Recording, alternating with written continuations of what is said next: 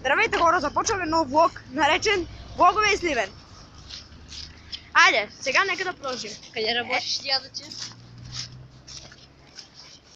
Пица, мистер Пица, айде. Точно до пицата сме, браво на нас. Айде да продължаваме с влоговете. Да, не го слушайте той е много топ. До мене да седи. И айде, сега сме до гробищата. Добре, нека да продължаваме с влоговете. Този откачен ме бутна два пъти в тревата. Внимаваме, да пешеходната пътека сме. Минахме. Добре, паузирам го само за малко да видим.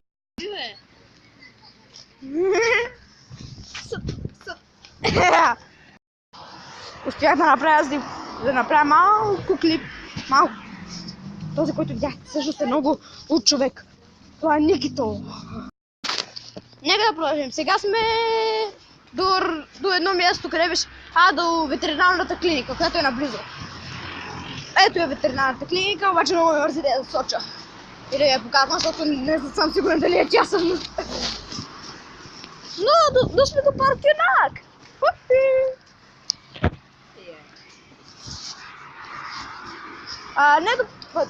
Не до парк Юнак, е до стадиона. Парк Юнак е по-нагоре.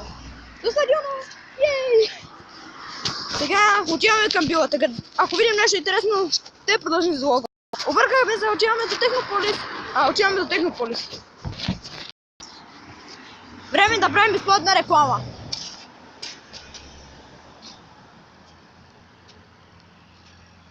Дано да се видяли хубаво.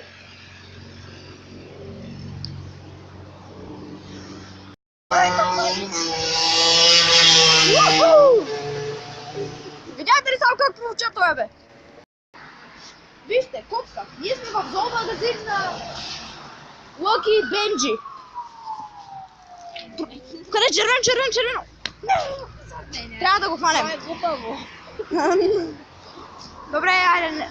Този зоомагазин, както виждате, няма никакви животинки. Този зоомагазин е за аксесуари за GSM.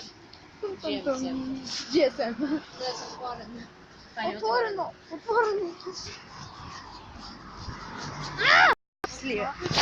И ето, айде едно от любимите ми места.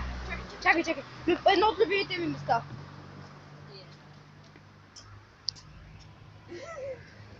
Аро ме писа от това. Чакай! Ау!